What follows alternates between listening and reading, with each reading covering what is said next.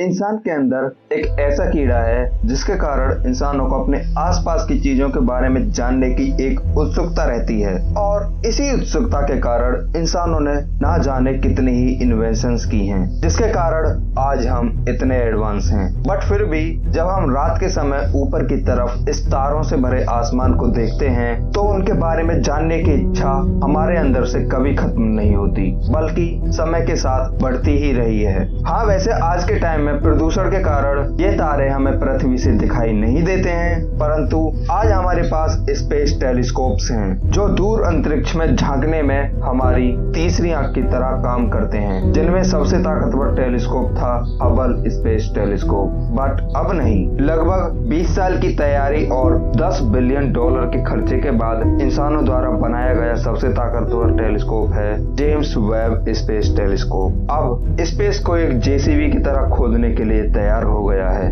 इंसानों द्वारा बनाए गए इस टेलीस्कोप कम टाइम मशीन ने लॉन्च के 6 महीने बाद पहली बार ये 4 इमेजेस कैप्चर की हैं। साथ ही वास्प 96b नाम के एक एक्सोप्लैनेट का एटमॉस्फेरिक कंपोजिशन का स्पेक्ट्रम भी कैप्चर किया है और इन्हीं के बारे में आज हम इस वीडियो में डिटेल्स में जानेंगे। जेम्स वेब की ये इमेजेस ट्यूसडे 12 जुलाई 2020 को 10:30 AM पर व्हाइट हाउस इवेंट में खुद अमेरिका के प्रेसिडेंट ने पूरी दुनिया के सामने पब्लिश की थी। उन्होंने इन इमेजेस के बारे में कहा था, It's a new window into the history of our universe.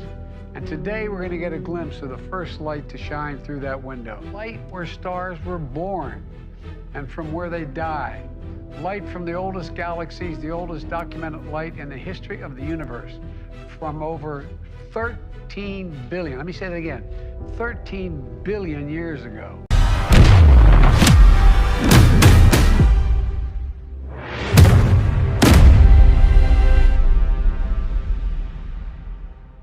चलिए शुरू करते हैं इस लिस्ट की फर्स्ट इमेज से, जो है वेला कॉन्स्टेलेशन में लोकेटेड NGC 3132 या फिर सदर्न रिंग नेबुला के नाम से फेमस नेबुला की। ये नेबुला ऑलमोस्ट 0.5 लाइट ईयर्स के डायामीटर में फैला हुआ है, जो होता है कुछ इतने किलोमीटर। वैसे इस तरह के नेबुला को प्लैनेटरी नेबुला भी कहते हैं। ये इसलिए नहीं है कि इस नेबुला का प्लैनेट से कुछ खास संबंध है, बल्कि ये नाम सिर्फ इसकी राउंड शेप के कारण है। ये सदर्न रिंग नेबुला हमारी पृथ्वी से 2500 लाइट ईयर्स की दूरी पर है। वैसे ये सदर्न रिंग नेबुला की फर्स्ट फोटो नहीं है, बल्कि हबल टेलीस्कोप ने भी इस नेबुला की इमेज पहले ही ले ली थी। बट इस इमेज को अगर आप जेम्स वेब की इमेज से कंपेयर करते हैं तो ऐसा लगता है कि हबल की इमेजेस कितनी धुंधली हैं, like comparison of 360p with full HD। दोस्तों, वैसे इस नेबुला की खूबसूरती को देखते हुए मेरी आंखें हट ही नहीं रही हैं, बट ये खूबसूरती किसी भयानक सपने से कम नहीं है, क्योंकि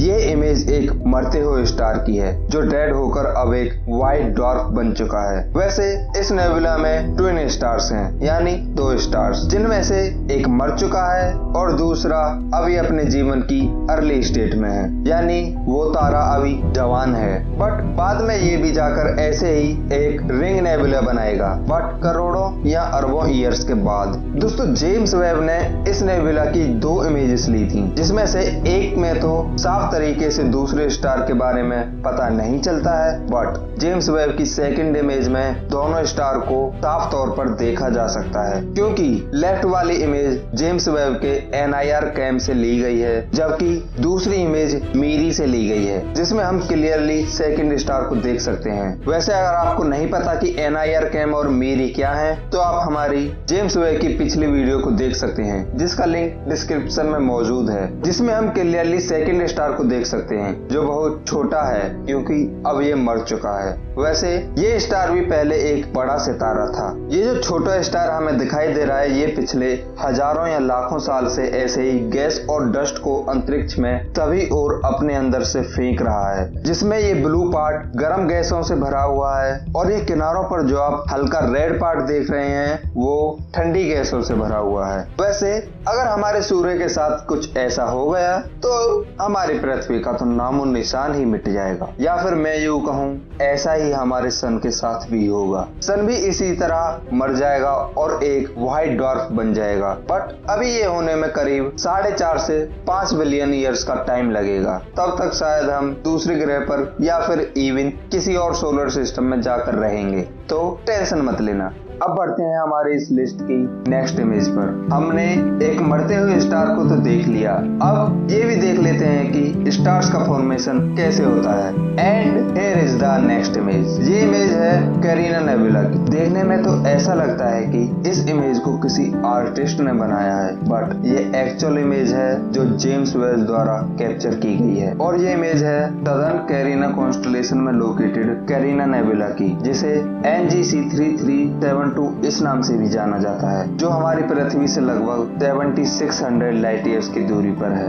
ना इस इमेज की खूबसूरती में ही मत डूब जाना, ये भी जान लो ये मनमोहक दृश्य क्या है, क्योंकि ये इमेज स्टार्स के लिए माँ के गर्भ के समान है। मींस ये जो इमेज आप अपनी स्क्रीन पर देख रहे हो, उस इमेज में ना जाने कितने ही स्टार्स जन्म ले रहे हैं। आप ये जो माउंटेन्स जैसी आकृति देख रहे हैं, असल में ये आयोनाइज्ड धूल और गैसेस के क्लाउड्स हैं। वैसे ये हमारी पृथ्वी के आम बादलों की तरह नहीं है, बल्कि ये वो बादल हैं जिनसे हमारे सूरज जैसे ना जाने कितने ही स्टार्स बन रहे हैं। यस, इतना बड़ा एरिया है इस इमेज में, और आप इन डस्ट और गैसेस के क्लाउड्स में इस हाईएस्ट पीक को देख रहे हो, वो 7 लाइट ईयर्स हाई है, जो बहुत ज्यादा होता है। इस इमेज में जो बादल हैं, उन्हें साइंटिस्ट ने नाम दिया है कॉस्मिक क्लिप्स। वैसे आप इस इमेज को भी हबल की इमेज से कंपेयर कर सकते हैं, तो अगेन जेम्स वेब से ली गई इमेज में जो डिटेल्स हैं वो हबल की इमेज में देखने को नहीं मिलती हैं। वैसे इस इमेज में आप जो ये ऊपर की तरफ स्टार्स देख रहे हैं, वो इसी नेबुला से बने हुए स्टार्स हैं, बट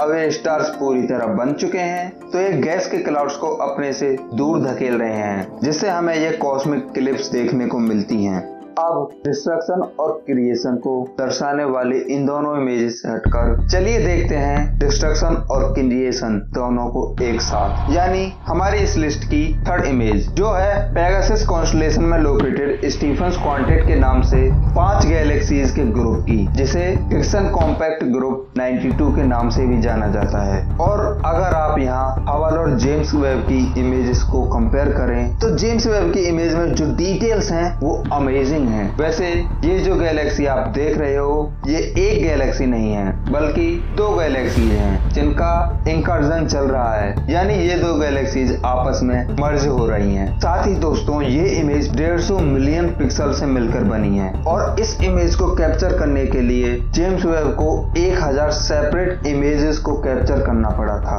और बाद में उन 1000 अलग अलग इमेजेस को कंपोज करके ये एक इमेज बनाई गई। दोस्तों, इस इमेज में ये जो 4 गैलेक्सीज आप देख रहे हो, ये एक ही ग्रुप का हिस्सा है, बट ये लेफ्ट में जो आप गैलेक्सी देख रहे हो, ये नहीं, क्योंकि ये गैलेक्सी हमारी पृथ्वी से 40 मिलियन लाइट ईयर्स की दूरी पर है। वहीं ये 4 गैलेक्सीज का ग्रुप हमारी पृथ्वी से 290 मिलियन लाइट ईयर्स की दूरी पर है। मतलब ये 4 गैलेक्सीज इस गैलेक्सी के कंपैरिजन में मिल्की वे से बहुत दूर हैं। और आप इस इमेज में ये भी देख सकते हैं कि कैसे 2 गैलेक्सीज के मर्ज होने से गैलेक्सीज का कुछ भाग अंतरिक्ष में दूर बहा जा रहा है। और दोस्तों, इस रीजन में ना जाने कितने ही स्टार्स का फॉर्मेशन हो रहा होगा, और ना जाने कितने ही स्टार्स मर रहे होंगे। इन दोनों गैलेक्सीज के टकराव से हम क्रिएशन और डिस्ट्रक्शन दोनों को एक साथ देख सकते हैं। ये इमेज हमें बताती है कि ब्रह्मांड की शुरुआत में कैसे गैलेक्सीज एक दूसरे से इंटरेक्ट करके मर्ज होती थी। शुरुआती ब्रह्मांड में ऐसी गैलेक्सीज का ग्रुप बहुत कॉमन था, लेकिन आज के टाइम में ये बहुत रेयर है। बट दोस्तों, क्या आपको पता है कि ऐसे ही एक दिन हमारी मिल्की वे गैलेक्सी भी अपनी पड़ोसी गैलेक्सी एंड्रोमेडा से टकराकर मर्ज हो जाएगी, बट उसे होने में अभी ना जाने कितने ही मिलियन ईयर्स का टाइम लगेगा।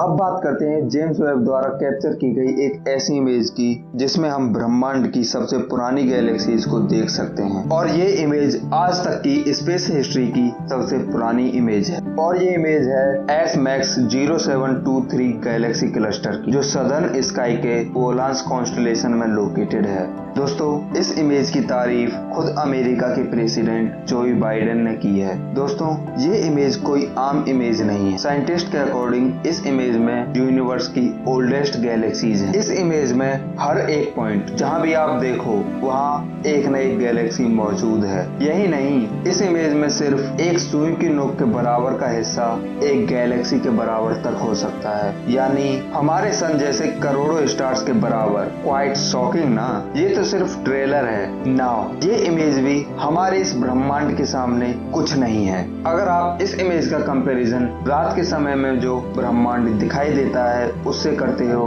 तो ये इमेज सिर्फ एक रेत के दाने के बराबर है। और सिर्फ इतने छोटे से भाग में हमारी मिल्की वे जैसी हजारों गैलेक्सीज हैं। तो आप सोच ही सकते हैं कि हमारा ब्रह्मांड कितना बड़ा है। और अब अगर बात करें इस इमेज की और हबल की अल्ट्रा डीप फील्ड इमेज की जो इसी SMACS 0723 गैलेक्सी क्लस्टर की है, तो एक बार देखने पर तो ज्यादा पता नहीं चलता है, बट जब आप इस इमेज को जूम करके डिटेल्स में देखते हो तब आपको जेम्स वेब की असली ताकत दिखाई देती है। जो गैलेक्सीज हबल की इमेज में दिखाई नहीं देती थी, जेम्स वेब की इमेज में आप उन्हें भी देख सकते हैं। और इसीलिए साइंटिस्ट द्वारा इस इमेज को जेम्स वेब डीप फील्ड नाम दिया गया है। इस इमेज में आप कर्व्ड गैलेक्सीज को भूल जाइए, क्योंकि इस इमेज में जितनी भी कर्व्ड शेप की गैलेक्सीज हैं वो एक ही गैलेक्सी की डुप्लीकेट कॉपीज हैं। इस इफेक्ट को ग्रेविटेशनल लेंसिंग कहते हैं। दोस्तों, जब एक गैलेक्सी बिलियन लाइट ईयर्स की दूरी पर होती है तो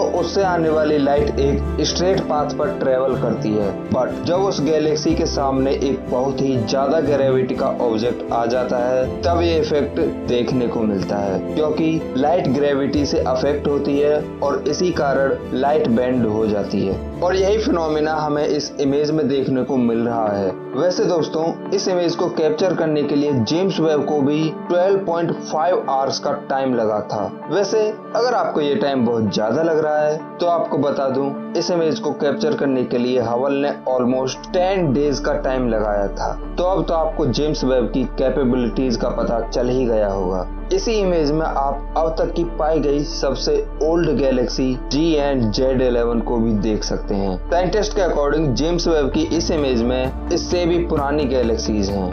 अब बात करते हैं जो इमेज किसी स्टार, नेबुला या गैलेक्सी की नहीं बल्कि एक एक्सोप्लैनेट वास्प 96b के एटमॉस्फेरिक कंपोजिशन के स्पेक्ट्रम की है। इस इमेज में आपको जिस प्लेनेट का एटमॉस्फेरिक लाइट स्पेक्ट्रम दिखाई दे रहा है वो दूर अंतरिक्ष में सदर्न स्काई के फ्यूनिक्स कॉन्स्टेलेशन में अर्थ से 1150 लाइट ईयर्स की दूरी पर एक वास्प 96 नाम के एक स्टार का प्लेनेट वास्प 96b है। दोस्तों, वास्प 96b नाम के इस प्लेनेट के स्पेक्ट्रम में जेम्स वेब टेलीस्कोप को वाटर के एविडेंस मिले हैं, यानी इस ग्रह पर वाटर के क्लाउड्स पाए गए हैं। और इसीलिए ये स्पेक्ट्रम इतना खास है, क्योंकि जेम्स वेब से पहले इतने एक्यूरेट तरीके से किसी भी टेलीस्कोप ने पता नहीं लगाया था वाटर की मौजूदगी का किसी भी प्लेनेट पर। तो ये प्लेनेट जुपिटर से 1.2 टाइम्स साइज का है। वहीं इस प्लेनेट का मास जुपिटर के मास से आधा ही है, मतलब इस प्लेनेट की एटमॉस्फेरिक डेंसिटी बहुत कम है। वैसे इस प्लेनेट पर टेम्परेचर लगभग 1000 डिग्री फ़ारेनहाइट रहता है, क्योंकि इसकी दूरी अपने होस्ट स्टार से बहुत कम है। हमारे सन और मरकरी के बीच की जितनी दूरी है उसकी सिर्फ 90% दूरी है इस प्लेनेट और इसके होस्ट स्टार के बीच, और इसी कारण ये प्लेनेट अपने होस्ट स्टार वास्प 96 को सिर्फ 3.5 अर्थ डेज में ही ऑर्बिट कर लेता है। और इसीलिए इस प्लेनेट पर लाइफ एग्जिस्ट करना लगभग नामुमकिन है। बट आपका इस वीडियो को लाइक करना और इस चैनल को सब्सक्राइब करना नामुमकिन नहीं है, तो like and subscribe to our channel और बनिए हमारी इस छोटी सी फैमिली का एक बड़ा हिस्सा। साथ ही इस वीडियो को शेयर करना बिल्कुल मत भूलना और हमारे इंस्टाग्राम को भी फॉलो करना बिल्कुल मत भूलना। हम वहाँ पर भी छोटे छोटे फैक्ट्स डालते रहते हैं। मिलते हैं एक और नई वीडियो में, तब तक ये वाली वीडियो देखो।